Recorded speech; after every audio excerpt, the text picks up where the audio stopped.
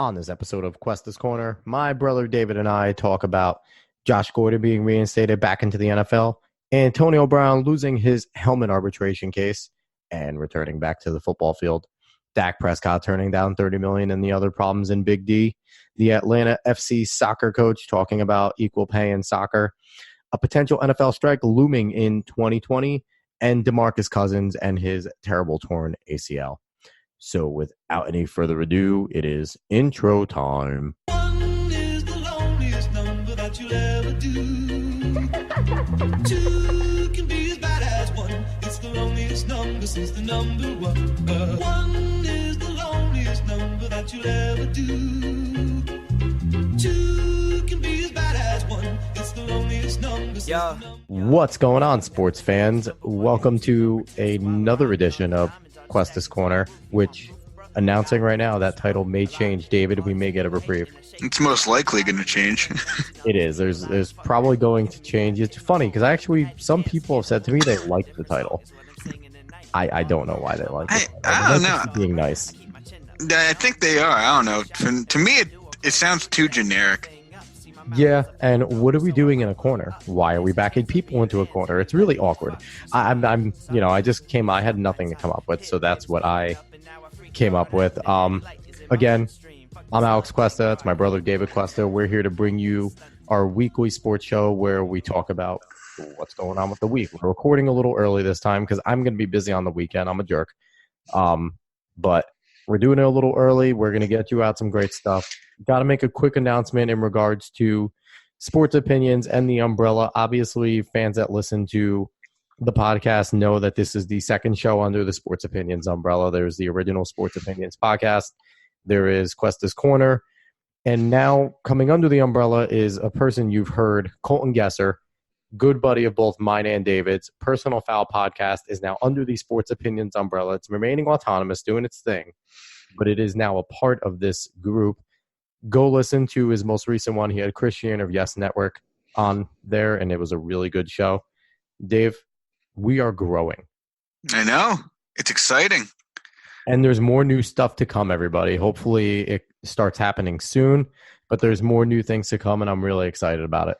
Yeah, me too. All right, so let's dive right in. Let's have some fun. So we mentioned at the end of last week's show that Josh Gordon was looking for reinstatement. Now, I really thought that this was going to take a while. Yeah, we both thought, honestly, they probably wasn't going to be reinstated. But I guess his relationship, everything that came out of last time was his relationship with Goodell was really, really good. And that he really has looked to Goodell as a very, kind of father figure-esque in terms of the way he's taken to him and treated him. And it looks like Goodell's taken to him like a son because he's granted him reinstatement, and that puts him back on the New England Patriots. Yeah. Yeah, I mean, it's kind of weird. I'd never thought a robot could act fatherly to someone, but I guess Goodellbot finds a way. Is there a conspiracy growing already here where if it was anybody but the Patriots? I'm not going to go into conspiracy there about that one. I mean, that's that's a little too far. I don't know. Hey, listen, if this was the Jets, if this was the Browns, if this was Tampa Bay Buccaneers, would he be in pads? I mean, you can't really go off that. I don't know. Now, I'm starting because I hate the Patriots. I'm starting. I mean, that's fair, but Josh Gordon, he's a completely different case. I'm very happy that he is able to play again, though. I just hope he doesn't mess it up this time. I'm happy he's able to play. I hope he's pushed away the entourage that has been really pushing him because we know people with money have yes men, and they are people that are going to tell them yes and make them do certain things. I'm hoping that the culture in the Patriots locker room and the veterans that played with him are going to want to take him and really help him and keep him away from all the nonsense. He's got to go on TB12. He's got to go on TB12. Got to. You know what? Look at Tom Brady. Tom Brady looks like he's like 27. I hate that man. But that was our quick aside. I'm happy for Josh Gordon. I really hope, selfishly, I hope he could stay healthy because I want to see his talent. Even though it's against us 2 times a year, I still want to see him on the field. Yeah, he can perform well as long as they end up losing to us. I don't care. And Sam Darnold looked fantastic in the pocket this past week. So exciting. Dave. All right. On to another topic that we talked about last week that got resolved. Well, for the most part, resolved. For now. Yeah. AB lost his helmet debate. He's not allowed to keep his old helmet, but he's able to find a newer old helmet that was actually allowed, and now he's going to be playing again. And, it's funny. I'm not entirely sure how correct this is, but I saw a Barstool thing say that AB was denying the fact that he said he would quit over the helmet. I'm not going to say I'm certain about this. I didn't see it other than that Barstool tweet, but it'd be amazing if he did that, because that's just funny. One, where is this man's conviction? You know what? I'm going to retire if you don't only wear this helmet. You can't wear the helmet. All right, I'm just going to find another helmet that's kind of like my old helmet. I'll play, I promise. He went on interview saying he doesn't need football. And now he's basically calling Adam Schefter a liar, which is becoming a new big trend right now where players, it's always happened where they've called media liars, but players are specifically kind of pointing out guys and saying those reports are false. And Schefter's one of the most trusted guys around the sports world. So when he says it, more than likely it's true. He looked like a small child jumping up and down and cheering for the Raiders at this last preseason game. Looks like his feet are okay. What do you think he's going to do for the season now with his new old helmet that may be approved, may not be approved? He might be flipping money under the rug. I think he's going to be fine, honestly. I really don't think there's going to be that big of a difference for AB. Like, he's just going to be AB out there. I don't see any regression or anything improving. He's just going to be him. He's going to be great. And I think this is all going to be just nonsense. What has a better chance of happening? Josh Gordon getting kicked out of the league again, or AB not getting along with his teammates within the first 4 weeks? That one's a little tough. I'm going to go. AB was on the Steelers at least for a while, so I'm going to go with the Josh Gordon one. Oh, nose. I'm going to have to. Based off patterns, I'm going to have to do it. I'll give you another one. Who's going to have more stupid occurrences this year between AB and Odell Beckham Jr.? Probably AB. Odell seems very happy on the Browns. Plus, he has Jarvis there, and Jarvis seems, I don't want to say, I guess, more level-headed than Odell. Maybe that's a decent way to put it. And he'll actually keep Odell. I still want to have Odell having his fight with the kicker's net. I really like that. You love the kickers. Oh, it was a great relationship. It was a big story. It was amazing. Now, would he be cheating on the Giants kicker net if he starts a new relationship with the Browns kicker net? Who's to say it's not the same kicker net? We don't know. I'm telling you, it's not the same kickers net. The organizations do not let their stuff go. They are greedy. It's true. Except for the possibility of this next topic with the Cowboys. Boy. So, Dak apparently turned down a $30 million offer. Oh, Dak Scott. And so it's come out that apparently he wants $40 million. I don't know how true that is, but that's a little bit much. And also, Zeke's not signed. Zeke's not able to hasn't gotten anything done. Jerry sounds like he's ready for the next kid to come up and take the spot. It's weird going on in Jerry world right now. So my take on this, and I actually talked to a Cowboys fan at work today, unnamed, but he was giving me the reasoning for Dak turning down the 30. Apparently the Eagles heard that the Dak camp wanted 40 to begin with. So that's why they went and signed Carson Wentz to the $37 million a year deal. And that really put the pressure on Dak to continue his $40 million leverage because he has a better record. He has a better playoff record. He has more playoff wins. So then with Wentz getting his 37, Dak is going to play on his feet.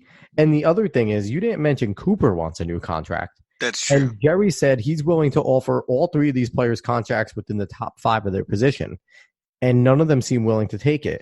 So all I get out of it is all 3 of these players absolutely hate the Cowboys. And they hate the fact that they might be able to win a championship. Yeah, like they could be a good team, a very good team next year, but they need to not take too much money in order for others to get what they need. When are guys going to learn? When are they going to learn from Tim Duncan? When are they going to learn from Tom Brady? When are they going to learn from LeBron James? And LeBron isn't the best example because he's gutting money from everybody. But earlier in LeBron's career, he was willing to give back $5-6 million. Or even Kyrie giving back money to make sure Durant and DeAndre Jordan can come. Or Tom Brady constantly being in the median of quarterbacks. Yeah. He doesn't care. To win. Yeah. The thing is, with these guys, you're in Dallas. If you bring a championship to Dallas, you could make $2 million a year in salary, and you were making $100 million in sponsorships. Yeah, everyone would love you. Everyone would love you. He would absolutely get the best-selling box of cereal. He could make his own cereal. Oh, hell yeah. I don't understand how guys and the people, and I think it's a culture in sports in which I've heard about where all these guys do go out, and it is a culture of how much you make, and if you can outmake that guy, and if you can outmake that guy. And that culture is stupid. Just make your money. Everyone gets the sponsorships nowadays, especially with social media. These three are going to cause the Cowboys to either pay them and pay nobody else, or let them go. And honestly, if I'm Jerry, those 5 guys in front of Dak and Zeke and to the side of Cooper have your cornerstone, and they are the most important part. I would let all 3 of these guys walk as long as I continue to pay my linemen. Jerry seems to have, if it's the one owner that would not care about letting these guys go, it's Jerry. It is Jerry. He would do that. And it's like, Amari Cooper, you had a bad rap towards the beginning of last year before the Cowboys brought you on. And then you were revived. You were a great player again. You were a player that was killing Carr's career over in Oakland. People were talking about how you just weren't running routes well. You weren't this, you weren't that. And then all of a sudden you come to the Cowboys and you and Dak connect. Dak, you're not as good as Carson Wentz. Stop it. You're not worthy of being the best played quarterback in the league or anywhere near that. You're a median quarterback. You were made very good because you have a great line. And Zeke, the only guy that deserves to get paid is Zeke. Out of all those 3, Zeke deserves all of the money. The man's insane. And I understand Zeke and both Melvin Gordon and Zeke are kind of trying to pull a Le'Veon Bell and make a stand for running backs. Unfortunately, they're both going to end up like Le'Veon Bell and sitting out a year. Yeah. And we'll see how that worked for Bell on the Jets this year. If he but what if they all come to the Jets, though? we would Tebow one of them where we just take them and ruin their career. We're good at that. Yeah, that's true. I don't know. I would like to, could you imagine a stable of Melvin Gordon, Zeke, and Le'Veon Bell? That'd be so stupid. They would cannibalize each other and make just like one. You ever seen the movie The One with Jet Li where they kills one and it gives them more power? Yeah. I feel like that way they would attempt that with each other. Zeke would win. His whole thing is eating. His whole thing is feed Zeke. Le'Veon Bell shifty. It's true, but very still. Shifty. I don't know. They would be like the ultimate running back, though. Could you imagine? Zeke, all right, can we get it out there? I don't think I've ever said this. Zeke looks like an Ewok from Star Wars. What? The little Ewoks, the little guy. I know what an Ewok is. I do not agree with this. Not at all. Ewok. Oh, my God. Tell me. Go look at a picture of an Ewok right now. I know what an Ewok looks like, and I know what Zeke looks like, and you are completely wrong. Obviously not, because Zeke is a human Ewok. He was grown by George Lucas to play football and be an Ewok. I disagree entirely. I have no idea where you came up with this. People are going to hear this. They're going to look up Zeke, and they're going to look up an Ewok, and they will side with me. I'm going to make a poll and put it up once this comes out, and it will be corresponding with this show. Is Zeke a human Ewok? And I'm going to put up a picture side by side of them. I don't see it.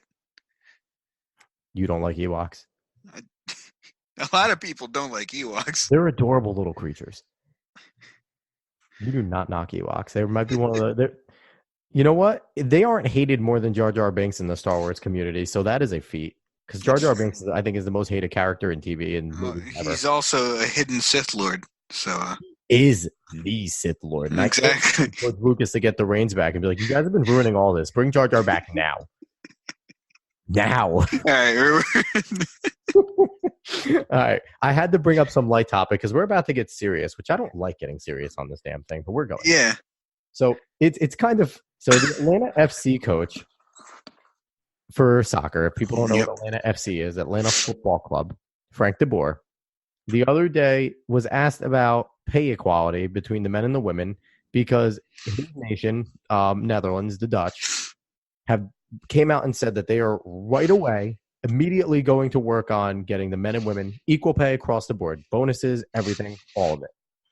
And for lack of a better term, I don't have his whole quote, but he basically said it's ridiculous. That was his quote.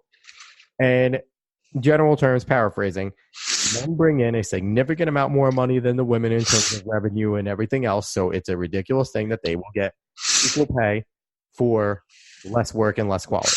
Now, it's different for the Dutch than it is for the men and women in the United States. Yes. Few factors. The Dutch men are juggernauts. The Dutch women are not. The American women are the best on the planet. The American men are sitting somewhere around 30, mid-20s normally. They're trash. Yeah, they're not really good. So I don't want to kill him completely for his statement. He will be killed for his statement currently with what's going on with the men and women with the equal pay. I mean, I feel like he's much more correct in the Dutch sense than he is in American sense. Like, I feel like you have to kind of give it to him for the Dutch at least. David, you're not being politically correct. Stop. Yeah, that's true. But I want to take a quick examination because I did some little quick research and I looked at New York Times article and Washington Post article, which if anyone knows anything about the New York Times, Washington Post, they are firmly behind the women in their movement. What I found is it's extremely complicated in terms of who's getting paid what and what's going on. Quick little synopsis. The men make much more for their World Cup. They make bigger bonuses for their regular pay. They make more per match. So that is true. Disparities exist, though. Men have to play a 16-game gauntlet over 2 years around the world to make the World Cup. Women play a 5-game play-in for their World Cup. FIFA's allocation in terms of payout for the World Cup is unbelievably different. The women have a $30 million pot for their whole World Cup, where the men, I think, have like a $400 million pot. It's insane, the money that FIFA doles out. Yeah. So there's that. Other disparities. Men are a play to pay. If you're not called up for the club on the roster, you don't get paid. Women are paid year-round, bi-weekly, and get bonuses for playing in these other tournaments. And the National Women's Soccer League is backed up by United States Federation. So the women salaries for the NWSL are getting paid by the United States Federation. So there's a lot of differences there that makes this extremely complicated. Adding to that, 2 separate unions represent the men and the women, and they both negotiate their CBAs. So the CBA, I'm in a union. I'm an insulator. My union might not do the same as another insulating union. We do the same exact job over in Fargo, North Dakota. Yeah. But just because we're different doesn't mean we can demand sameness, because we each negotiated our own CBAs. So in a sense, the women's CBA is up, I think, next year. They can negotiate what they need to, and it's up to their representatives to get them the right stuff.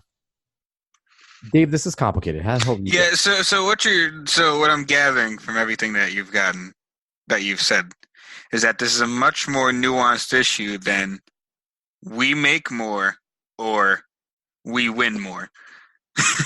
That's what you're telling me. It is a much more nuanced issue. Yeah. Their premise is true. And I hear the premise that the men are playing much tougher competition. I don't believe that, because if you're Spain, if you're Germany, you're looking at this and going, yeah, we play easy competition because you're the juggernauts on the planet. Where when you're the juggernaut, everyone looks kind of easy. What do we play? Our biggest people that we play against for the women are China and Brazil. It's similar to that in the men, where the men on the top are looking at the bottom feeders and the people trying to chase them as, yeah, they're good, but. So I don't buy that the women are playing easier competition. No, we're just better than everybody. So I don't like that. One thing I am going to get on, and I've mentioned this before, women often will get behind their women athletes when they're talking about this, a topic of equal pay, a topic that interests them. When it comes to actually watching them and supporting these women when they're playing their sport outside of a world stage, they don't do it. You know what would solve this? Let's support the NWSL. Women, come out and watch your ladies and give them much more revenue in their games so that the U.S. Federation doesn't have to play them. So you can get a sustainable contract within the league. Let's try that. It's true. Or the WNBA, which has been struggling. They've gotten better numbers, but still it pales in comparison to the NBA. And I'm sorry, ladies, men are not going to support that and watch you. Men watch men. We will watch women. There are certain purists that watch the women play. But for the most part, your casual male fan is going to watch another male play. Women need to start supporting the other women. There is about half the women. This country's population is almost half and half. I don't know what the disparity is, but just by nature. I'm gonna assume it's pretty close. By nature, it's pretty close. You're telling me that there's not a bunch of female sports fans that now, especially that women, the NWSL is going to be getting, I think, 2 to 3 games a week on ESPN. The WNBA has been at ESPN for the past 5 years. Mm-hmm. Get out and support your women. Don't just support them when they complain about not getting paid. You're the reason they're not getting paid right. Period. I'm sorry, but you're the reason. I don't know. Dave, am I out of line for being pissed off about this? I don't think you're entirely out of line, but I mean, that's also, you know what, that's their choice on whether or not they want to watch it. Like, you got to like it in order to watch it. And it's just the way markets work. If people aren't watching it because they don't like it, then it's not going to work out. And that's what incenses me a little, though, because we want, and yes, these women are talented. They're talented athletes. No doubt. They're incredible. But we're not going to pay you for just being good. There are plenty of basketball players at Rucker Park that are fantastic. We're not going to pay them because they're just good. They got to go and earn money. They have to go and earn revenue. They have to make sure that they can produce something that is worth value to people. I'm sorry. Just because you're good, you're not going to get paid. No one's noticing that you're good. That's about it. I don't know, Dave.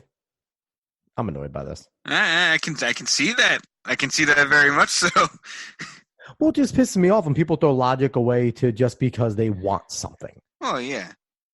I want this, so it needs to happen. Yeah, what about when your league goes bankrupt and you don't have a league because you got equal pay? What now? Now you're not getting paid at all. Like, I don't get it. I don't understand how they just don't, people just don't understand these simple concepts. Holy Jesus. All right, I'm moving on to another thing that might annoy me because this podcast is negative today, Dave. I don't like it. Hey, man, listen, you were on a roll, so I was letting you go. I must be butter. But there may be, and the women may strike if they don't get the CBA they want, which is within their right and which is what they probably should have done with the CBA a few years ago. Yeah. If they didn't get it right. Strike, especially now that the World Cup's coming up. You're probably going to win the World Cup. Yeah. Not the World Cup, the Olympics. Yeah. Probably going to win the Olympics. You won the World Cup. Strike if you don't get what you want. Olympics is just easier World Cup. Basically. It's World Cup light. All power to the women. If you don't get what you want, strike. Do what you want. Hell yeah, strike.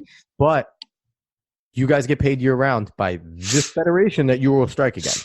So if you don't get paid and you don't get the health benefits and the maternity leave that the men don't get, well, I didn't bring that up either. The men don't get yearly pay. The men don't get the health benefits. The men don't get the insurance. The men don't get maternity leave or paternity leave. So careful. That's all I got to say. Careful. And get your women to watch your sport. Next thing, we might have a strike in the NFL. And coming 2020, the CBA will be up and they need to renegotiate it. And there was a ESPN blip on the top of my phone that said that the NFLPA sent out stuff to all the players on what to do if they need to strike in 2020. Yep.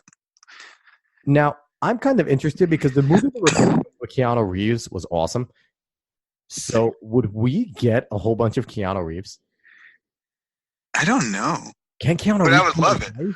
That'd be breathtaking. I don't know if you get that reference, but it's beautiful. Keanu Reeves is a beautiful, beautiful man. It was a bad reference, David. Yeah, you shut your mouth. But this could get interesting because we hated the replacement refs. What are we going to do when the XFL is the NFL? We're going to love it. XFL is the new big football thing, man. Come on. Oh, this is how Johnny Manziel and Colin Kaepernick officially gets back in the NFL for like 3 games. They will both be back as replacement players. How about them apples? I mean, it's a possibility.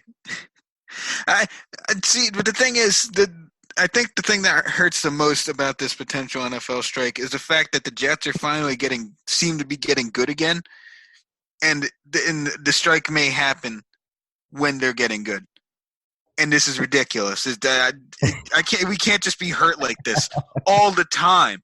Like, we can't just all of a sudden be getting a good team and then, oh wait, the league just said no and just blipped out of nowhere. Like, no, stop. Now, David, I'm 8 years older than you, and I'm pretty sure when we were deciding fandom, when you were younger, I warned you. I warned you. What was I, 3? What, could I understand warnings at that point? I think I warned you many a times throughout your life that being a Jets fan is a perilous thing, and we never get anything good. So I feel no grief for your plight as a Jets fan because I've had 8 more years of it. I don't care. It's still nonsense. It is nonsense, and I am interested, and I think that we need to start a petition. We need to get Vinny Testaverde and Brett Favre to come back. I want them to be replacement players. I know they're technically still union. I only want Brett Favre. Oh no, I want Vinny. Come on, I want a great 3 quarters and a 4th quarter meltdown. He'll come out and have a 5,000-yard season because the man's unbreakable. Now, if I'm Ryan Fitzpatrick, I'm not participating in the strike because this is my time. Because I'm terrible. After 1 year of I was going to say, no. He's good until he gets the money, and then he's bad. But he's not going to get paid, basically. And he's going to technically be on a whole new team. That's because true. Everyone's going to be new. And he's going to be the MVP. This is a win-win for Fitzmagic. Oh, no! Nathan Peterman! Nathan Peterman, do not stay behind the line. Break that line. He'll still throw 20 interceptions with replacement players. Honestly, line, Nathan. It would be a whole new form of entertainment. Now I'm starting to think this might be a good time. Like, it might be a good time. So are we pushing for a strike here? Are we officially at Sports Opinions Podcast? No. We're not pushing. No. We're not pushing for a strike, but we're seeing light at the end of the rainbow for if strike happens. That's what we're looking at. Entertaining. Yes, that it would just be entertaining. Now, I'm curious. If you're a GM, if you're an organization, and you're seeing that the NFLPA is doing this, obviously it's posturing. The owners are going to set up and do what they need to do and figure it out. But the guys in the front office, are you already scouting your ass off in the CFL, AFL, which just ended, the XFL coming up, all these different leagues? Are you now scouting to to start getting your players ready just in case this happens? Possibly. I mean, you already have a lot to deal with your own team. I mean, I know the off season's done. You're in preseason right now. You did a lot, but you're still doing a lot more during the regular season. So, yeah, you're probably looking into it, but right now, maybe not so much. Maybe as discussions, maybe if more things come out, maybe you're getting a little more worried and looking at scouting some more people. I don't know. The more I think about it, I want to strike now. No. I want to strike. We can't. We can't do this. I want replacement players with the real refs, and I want the refs to be as frustrated as the players were when they decided to strike. Because I want the refs to sit there and get carpal tunnel from having to throw flags and have to get Tommy John on their elbows from having to throw so many damn flags. They would just stop throwing flags. That would be if I'm a coaching staff, I'm sitting there and I'm going to the meetings going, please solve this now. We don't want to have to coach somebody. We would watch the most vanilla schemes for like 6 weeks. It would be cover 2 versus power I for 6 weeks. Yeah, it was basic football. You're just Gruden is only gonna call Spider 2 Y banana. It's gonna be his whole offense. He's just gonna flip it. Yeah, exactly. That's it. Somehow work. Oh my God, the Raiders will win. Like the Raiders will be undefeated during that time because he'll just call Spider 2. He'll get one quarterback that can run Spider 2 Y banana. That's the only thing he's gonna look for. He's not gonna care about the rest of the team. Oh my goodness. Do you think Derek Carr is gonna run a good Spider 2 Y banana? For his sake, I hope so. I hope Derek Carr can be good this year. He was good, and now since he was bad, everyone's like, "Oh, Derek Carr was never good." I'm like, "Shut up." Well, no, he was good. Really good. I know, but that's what I'm saying. I hope he can be good this year because this to shake off all the criticism. And can we talk about this as well with people being stupid? I hate that people were like, Colin Kaepernick always sucked. Are you dumb? Colin Kaepernick did not suck. Whether or not what you think about what he did, the protests, the stupidity with his Castro stuff and the pigs on the socks, it was whatever you feel about that. He was really good. Like really good. Like I revolutionize the position. I will say he was very good the first 2 years he was in. After that, he regressed. The year that he stopped being the starting quarterback was more of the team wasn't playing well, not him. His stats were pretty good. But your starting quarterback would still be in even if your team's not playing well. I guess. No matter what, you're keeping your starting quarterback in. He needs to stay in. You don't get replaced by Blaine Gabbert even if the team's not doing well. I'm sorry to tell you that. That was also a lot of pressure. There was a lot of pressure there as an organization to get him out. No, but he did regress in his playing because his accuracy was never as pinpoint as it should be. It wasn't. It simply was not. He was very athletic. He was able to make a lot of plays out of pocket, but he doesn't have like a Russell Wilson a pinpoint accuracy while running out of pocket. That was part of the problem. He also didn't have the NFL never calling holding like Russell Wilson has. I mean, you can say that as much as you want, but there are just things that he didn't have that you could scheme him into bad positions, and he would not be able to play through it. Agreed, but can we agree that the Colin Kaepernick was never good argument? No, he was very good for a good point of time. But then his team started getting worse, and he also regressed as well. And that was part of the problem. Is that Phillip Rivers has been on bad Chargers teams. Phillip Rivers hasn't really regressed. He's played very well throughout his whole career. Like there are quarterbacks that have been on bad teams and good teams. They're still their same style, usually around the same stats through those teams. Colin Kaepernick was not that way. Are you ready for me to piss off two fan bases? Yeah, go ahead. Phillip Rivers is a better quarterback than Eli Manning and Ben Roethlisberger. I could care less about the championships. All right, you know what? With that one, I'm not even going to let you pull out an argument with that. I'm just going to let you stand on that statement. We're going to move to the next topic, which is a very sad topic. We have a lot of sad topics today. Yeah, but this is probably the saddest one, honestly. This one's awful. Okay, so Boogie got hurt again. And it wasn't even like a minor hurt. No, he tore his ACL. Boogie Cousins awful. Tore his ACL in a pickup game. I feel extremely bad for the man. All the talent in the world. He's unbelievable. He's good, but this is something I've been harping on for a few months now, and probably a long time. Stop playing your sport year-round. Stop. This is what causes all these injuries. All these guys, we love these videos. We love them. We love J. Cole watching a ball with the NBA guys. J. Cole's really good, by the way. But we love watching this.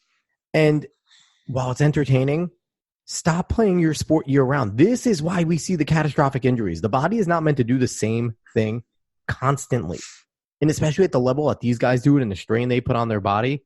No wonder Paul George's leg was ready to snap like a toothpick. He played basketball 365 days a year, and your body is not meant to do that. Fun fact about Michael Jordan. When Michael Jordan's season was over, he played golf all off season. Yeah. He didn't play basketball. He didn't pick up a basketball until training camp.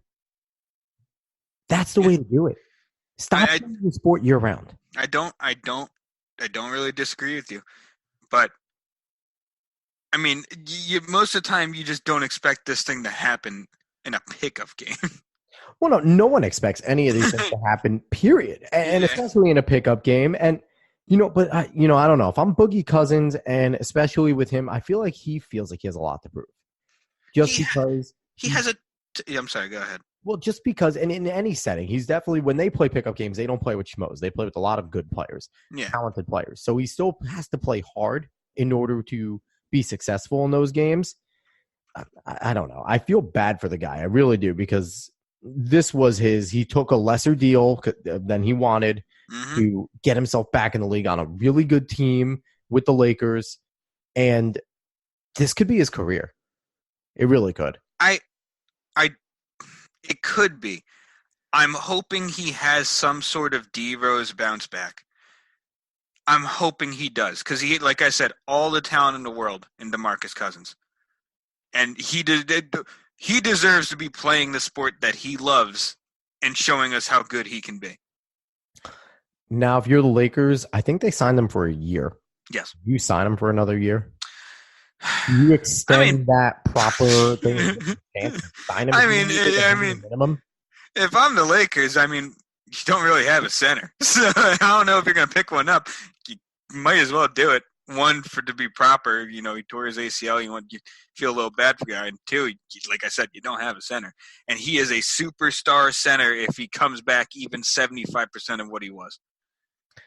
Yeah, I don't know. And again, I feel terrible for Boogie Cousins. I hope he can bounce back. Torn ACLs aren't the death sentence they used to be. Modern medicine is unbelievable with what we can do. Dr. James Andrews is a savant in terms of, I don't know if he's the one doing it, but he normally does all this stuff. So he's really good at what he does. And I don't know. I hope he can come back. I don't see Boogie Cousins. If he comes back, I can maybe see it for another season, and it's going to be a sad watch. I really don't think that he's going to be the same guy he was. I'm hoping you're very wrong. Me too. I'm hoping as well, but I can't see it, and it's sad, and I can't see it. Extremely sad. Oh. Do we have time for me to throw in one more small topic? Yeah, is it positive? Because I want to end with something positive. It's positive, yeah. Yes, give me a positive. Okay, so one thing that we haven't been really talking about, I don't know how much other people talk about it, but I've been seeing highlights for the Big Three. I'm very interested. They're playing. You really watched Big Three? I've watched it like a couple times, and it was fun, but I've never tried to get into it. They're playing their last regular season game tomorrow. Regular season games tomorrow.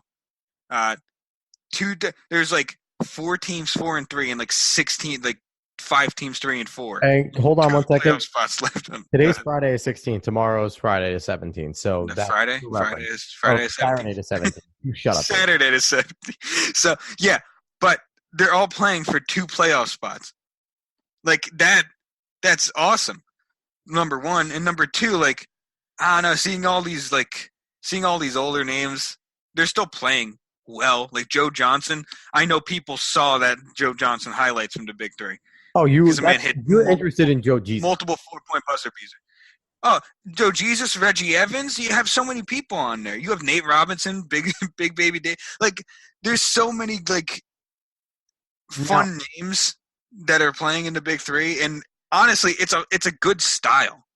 And last year, I had on Oliver Maroney. He is a reporter for the Big Three, and he's awesome. He's a fun guy to talk to. Great reporter. If I think it's at @OMaroney if you want to go find him. Anybody, awesome guy to follow. Big follower of the Big Three, and he talked about as well as 3-on-3 basketball is actually the biggest style of basketball played in the world, and it's actually going to be in the Olympics. So yes, I remember you guys talking about that. Which is great, and it's cool. It'll be cool if we can see the Big Three then translate, and some of these older players go and play 3-on-3 ball and see what they can do. And another thing I always find interesting about now what the Big Three does is guys like a Jamal Crawford, even a dude like Manu Ginobili and Tony Parker, you're waiting for these great players that retire to see if they're going to join the Big Three. I would love to see that. I would love to see that. I would love to see Tony Parker, Manu, and maybe a few other foreign guys that have retired to make an international Big Three. No, Tiago Splitter just goes and plays with him. Tiago Splitter. I had to throw my Stephen A. impression. No, but I don't know. I've just gotten interested in the Big Three. I'm gonna watch the games tomorrow. I don't know. I just want to throw it in as a topic. I like it. Some good positivity with some Big Three. Go watch it tomorrow. It's Saturday the 17th, not Friday the 17th, because today's Friday. But with that positive note, Cuestas Corner, Episode 3, brought to you by Sports Opinions Podcast, is over. Dave, fun as always. It might not be Cuestas Corner anymore, too. No, it may not. Now, Dave, do you remember what your Twitter handle is, or do I have to give it out? You give it out. I can't remember. David is at 308 because he sucks on Twitter. Do you even want to give out your Instagram? Or I don't even use it. You can go find him on Friendster and MySpace. Yeah. But I'm Alex Cuesta, Twitter and Instagram, @_Cuesta30. Find Sports Opinions on Twitter, Sports Opinion 30, Instagram, Sports Opinions 30. Visit Facebook, listen to this anywhere you can listen to a podcast, and go give this a high rating, a high review. Normally I say if you don't like it, don't click anything. I'm telling you to do it now. So go do it. But everyone, thank you for listening. Hopefully I didn't offend too many people, and if I did, come back next time because I might not offend you. I don't know. All right, everyone. Have a good one. So long. Shout out Alex Cuesta. And we vibe. Sports opinions.